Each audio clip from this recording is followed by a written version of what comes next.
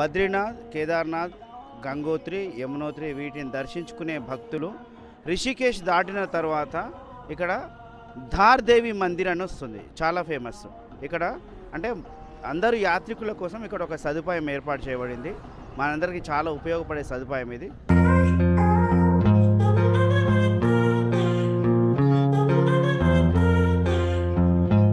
Hi friends, welcome back to Telugu thoughts channel. నేను మీ శ్యామ్ అన్వాల. మీకు ఇప్పటికే అర్థమైంది అనుకుంటా లాస్ట్ వీడియోలో చివరలో ఇచ్చిన సస్పెన్స్ ఏంటో. ఎస్, ఒక చిన్న మాటతోనో ఒక చిన్న ఫోటోతోనో చెప్పే విషయం కాదు ఇది. రోమాలు నిక్కబొడుచుకునే గొప్ప విషయం. అమావాస్యకో పున్నానికో ఇంటి ముందుకు వచ్చిన బిచ్చగాడికి రాత్రి మిగిలిన చద్దన్నం పెట్టి అబ్బా నేనెంత దానకర్ణుణ్ణి అనుకునే కొందరు ఇది చూస్తే కొంచెం సిగ్గుపడక తప్పదు.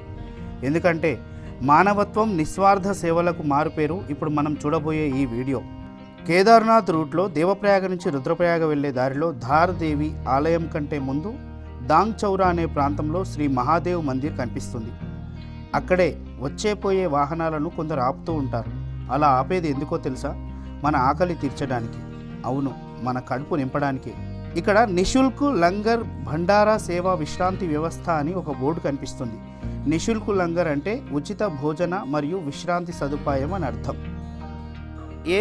ఏ టైంలో అవసరమైన ఫుడ్ అంటే టిఫిన్ టైంలో టిఫిన్, అదేవిధంగా భోజనం టైంలో భోజనం ఇక్కడ దొరుకుతుంది. సుమారుగా ఇది 18 సంవత్సరాలుగా వీళ్ళు నడిపిస్తున్నారు. ఎంతమంది వచ్చినా సరే ఎవరికి తక్కువ కాకుండా వీళ్ళు ఇక్కడ భోజనం అందించడం జరుగుతుంది. మనం చూస్తున్నాం ఇప్పుడు ఎనీ టైం ఇక్కడ రెడీగా ఉంటుంది. మనం భోజనం కూడా మనం చూడొచ్చు. చపాతీ ఎక్కువగా, అదేవిధంగా రైసు, కర్రీస్ కూడా ఇక్కడ అందుబాటులో ఉంటాయి, మనం చూడొచ్చు.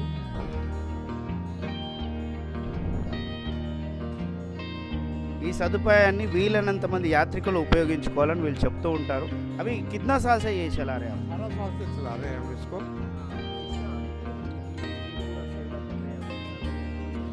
ऐसे जब हम 18 साल पहले यहाँ आए थे ना, तो यहाँ हमने देखा जरूरत है लंगर की, भंडारा लगाने की जरूरत है, क्योंकि यहाँ लोग जो है ना होटलों पे खाते थे तो इतना भोजन नहीं मिलता. इसलिए हमारे गुरु महाराज जी ने मन गंगापुरी जी ने हमें आदेश दिए कि यहाँ लगा दीजिए. रोज के ऐसा 4-5 हज़ार आदमी दिन में खाना खाने वाला होता है और 500-600 आदमी रात को रुकने वाला होता है. इसका इंतजाम कैसे करते हैं? अब इतना इंतजाम सब पब्लिक करती है. हम दान नहीं किससे मांगते हैं. यहाँ पे जो देगा तो भी ठीक है, नहीं देगा तब भी ठीक है. దీన్ని యాత్రికులందరూ కూడా ఉపయోగించుకోవాలని వీళ్ళు కోరుతున్నారు. మీరు వీలైనంత మందికి చెప్పండి. ఎన్ని వేల మంది వచ్చినా సరే మేము భోజనం వడ్డించడం మాత్రం ఆగదు, అదొక యజ్ఞంలా కొనసాగుతుందని వీళ్ళు చెప్తున్నారు. 18 ఏళ్ళుగా వీళ్ళు ఈ కార్యక్రమం కొనసాగిస్తున్నారంటే మనం అర్థం చేసుకోవచ్చు. ఇక్కడ కొన్ని అంటే చాలామంది పనిచేస్తున్నారు నిస్వార్థంగా కూడా. ఎవరు కూడా ఆ భోజనం ఇంతే అడ్జస్ట్ చేసుకోండి కాదు, మళ్ళీ మళ్ళీ పెట్టుకోండి అని అడుగుతున్నారంటేనే మనం అర్థం చేసుకోవచ్చు.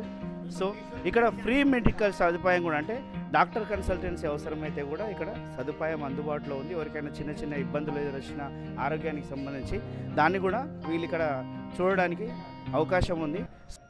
చూశారు కదా ఫ్రెండ్స్, అంటే 18 సంవత్సరాలుగా నిస్వార్థంగా కొన్ని వేల మందికి రోజు ఇక్కడ వడ్డించడంతో పాటు వారికి అనేక సదుపాయాలు కల్పిస్తున్నారు. అది కూడా ప్రజలు తమకు తోచినంతగా ఇచ్చే ధనం సహాయంతో. ఇది ఖచ్చితంగా ఇది మానవత్వం, అంటే దైవమే మానవత్వం, మానవత్వమే దైవం అన్నదానికి ఇది ప్రత్యక్ష నిదర్శనం కాదంటారా? మీరు ఎంత రాత్రిపూట వచ్చినా ఇక్కడ ఫుడ్ దొరుకుతుంది. మీకు పడుకోవడానికి అవసరమైతే దుప్పట్లు కూడా ఇస్తారు. నిజంగా ఎంత గ్రేట్ కదా.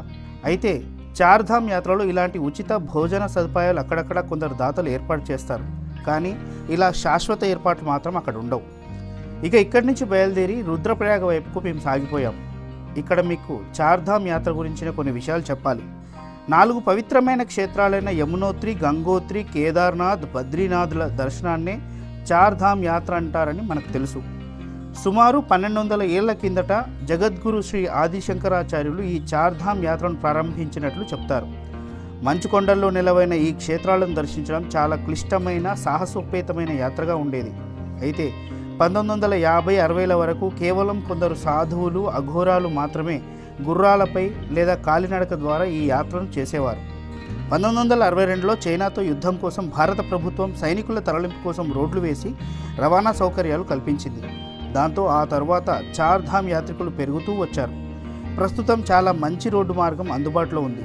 అంతేకాదు ఈ దూరాన్ని తగ్గించేందుకు ఇదిగో ఇలా నదిపై బ్రిడ్జిలను నిర్మిస్తున్నారు. అక్కడక్కడ సొరంగాలు కూడా తవ్వి మరీ ఈ దూరాన్ని చాలా తగ్గిస్తున్నారు. ఈ రోడ్డును కూడా మరింత వెడల్పు చేసే ప్రణాళిక కూడా ఉంది. అసలే చైనా కయ్యానికి కాలు దువ్వుతున్న ప్రస్తుత పరిస్థితుల్లో ఎప్పుడు ఏ అవసరం వచ్చినా సైన్యాన్ని ఆయుధాలను తరలించడానికి అనుగుణంగా ఈ రోడ్డును నిర్మిస్తున్నారు. నెక్స్ట్ మనం మళ్ళీ యాత్ర చేసే వరకు ఈ రోడ్ వర్క్ అంతా కంప్లీట్ అయిపోయి చాలా సులభంగానే చార్ధామ్ యాత్రను ముగించగలుగుతామన్న నమ్మకం కలుగుతోంది. సర్వసాధారణంగా చార్ధామ్ యాత్రను ప్రతి సంవత్సరం అక్షయ తృతీయ అంటే ఎండాకాలంలో ప్రారంభమై దీపావళికి ముగుస్తుంది.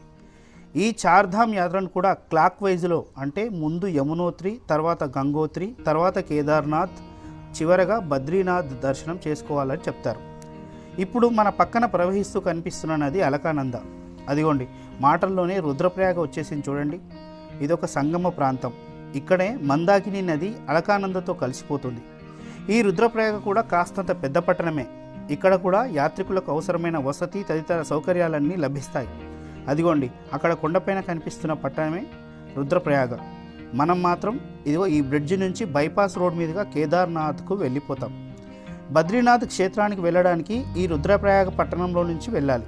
అదే రూట్లో కర్ణప్రయాగ, నందప్రయాగ, విష్ణుప్రయాగలను సందర్శించుకోవచ్చు. ఇప్పుడు మనం వెళ్ళే కేదార్నాథ్ రూట్లో మన మొదటి మజిలీ సోన్ ప్రయాగకు ఇంకా సుమారు 72 కిలోమీటర్ల దూరం ఉంది. ఇక్కడి నుంచి ఇక రోడ్ పరిస్థితి మారిపోయింది. డబుల్ రోడ్ కాస్త సింగిల్ రోడ్ అయిపోయింది, ఇరుకైపోయింది. ఎదురుగా ఒక వాహనం వస్తే అది వెళ్ళే వరకు ఆగాల్సిందే. పక్కన భయపెట్టే లోయలు, అందులో అక్కడక్కడ రోడ్డు మొత్తం కొట్టుకుపోయి మట్టి రోడ్డుగా కూడా తయారైంది. ఈ మధ్యలోనే గుప్తకాశీ చేరుకున్నాం. ఇక్కడ విశ్వనాథ ఆలయం చాలా ఫేమస్. ఇక్కడ కూడా చాలా రీజనబుల్ ప్రైస్లో హోటల్స్, రూమ్స్, ఫుడ్ దొరుకుతుంది. ఇక మనం ఇప్పటిదాకా వచ్చింది హిమాలయాలే అయినా ఈ గుప్తకాశీ నుంచే మంచు కొండలు కనిపించడం ప్రారంభమవుతుంది. అంటే మనం మంచు కొండలకు కేవలం కొన్ని కిలోమీటర్ల దూరంలో నుంచే ప్రయాణం చేస్తున్నామన్నమాట. అసలు ఆ ఫీలింగ్ చాలు మనసు ఉల్లాసంగా ఉరకలేస్తుంటుంది. ఎప్పుడెప్పుడు మంచు కొండలను చూద్దామా అని. ఇంకొంచెం ముందుకు వెళ్తే ఫటా అనే ఊరు వస్తుంది. ఇక్కడ కూడా మంచు కొండలు కనిపించి కన్నుల విందు చేస్తుంటాయి. ఇక్కడి నుంచే హెలికాప్టర్ సర్వీసులు ప్రారంభమవుతాయి. ఈ హెలికాప్టర్ సర్వీసులు సిర్సి, ఫటా, గుప్తకాశీ నుంచి కేదార్నాథ్కు ఉంటాయి. సుమారుగా 4500 నుంచి 7000 వరకు రౌండ్ ట్రిప్కు ఛార్జ్ చేస్తారు. అయితే ఆథరైజ్డ్ గవర్నమెంట్ వెబ్సైట్ నుంచి సీజన్ ముందుగానే టికెట్లను బుక్ చేసుకోవాలి. టికెట్లు దొరకడం మాత్రం కొంచెం కష్టమే. ఇక్కడి నుంచి సోన్ ప్రయాగ సుమారు 17 కిలోమీటర్ల దూరం. వచ్చే వాహనాలు, పోయే వాహనాలను నియంత్రిస్తూ పోలీసులు కనిపిస్తుంటారు. చివరికి మేము సోన్ ప్రయాగ చేరుకున్నామనగా మళ్ళీ ఈ ఉచిత భోజన కేంద్రం కనిపించింది. వీళ్ళు కూడా ఒకవైపు వంటలు చేస్తూనే ఉన్నారు. వచ్చిన వారిని వచ్చినట్లే భోజనం చేయమని లోపలికి ఆహ్వానించి భోజనం పెడుతున్నారు. పూరీలు, అన్నం, శనగలతో చేసిన కూర, స్వీట్ ఇవే ఇక్కడ వంటకాలు. మనకు అంతగా అలవాటు లేని వంటలే అయినా ఈ కొండల్లో ప్రయాణం చేసి చేసి అలసిపోయి వచ్చిన మనకు ఆప్యాయంగా భోజనం వడ్డిస్తుంటే తినకుండా ఉండగలమా? అయితే ఒక్కటే ఒక కండిషన్, ఫుడ్ను మాత్రం వేస్ట్ చేయొద్దు. మీరు ఫుడ్ పడేస్తున్నట్లు చూసారంటే మాత్రం తినేదాకా వదలరు. అందుకే ప్లేట్లో వడ్డించుకునేటప్పుడే కాస్తంత తక్కువే వడ్డించుకోండి. భోజనం ముగించుకున్న తర్వాత మేము సోన్ ప్రయాగకు చేరుకున్నాం.